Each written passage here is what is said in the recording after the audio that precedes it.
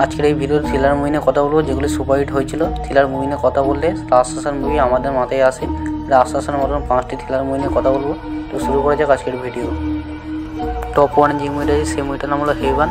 এই মুভিটির কাহিনী হলো, শুরুতেই একটি মৃতদেহ দেখতে পাওয়া যায় এবং এই খুনটির জন্য সিআই অফিসার পিটারকে গ্রেপ্তার করেন, যিনি এই মুভিটির প্রধান চরিত্র। তিনি কি এই খুনটা করেছেন না অন্য কেউ, সেটা জানতে মুভিটি দেখতে হবে এবং ক্লাইম্যাক্স তা আপনাকে চমকে দেবে।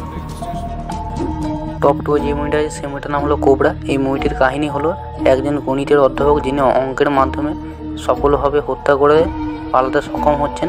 কেন সেই হত্যাগুলো করছেন এবং তাকে কি ধরতে পারবে সেটা জানতে মুভিটি দেখতে হবে। টপ 3 যে মুভিটা আছে সেই মুভিটার নাম হলো ডায়েরি। এই মুভিটার কাহিনী হলো, একজন পুলিশ অফিসার যিনি 16 বছরের পেন্ডিং কেস রিওপেন করেন এবং এক রাতে একটি বাসে ওঠেন এবং তার সাথে অদ্ভুত কিছু হতে থাকে এবং এই বাসটার সাথে কেসটার মিল আছে, কি সেই মিল জানতে মুভিটি দেখতে হবে।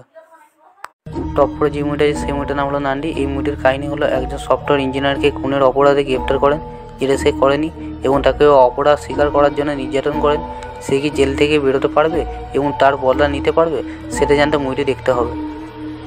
টপ 5 যে মুভিটা আছে সেই মুভিটার নাম হলো কাডাভের। এই মুভিটির কাহিনী হলো, যে সে একজন সার্জন যিনি একটি হত্যার তদন্ত করেন এবং যখন জানা যায় যে খুনি কে, তখন পুরো কাহিনীটাই ঘুরে যায়। কে সেই খুনি জানতে মুভিটি দেখতে হবে।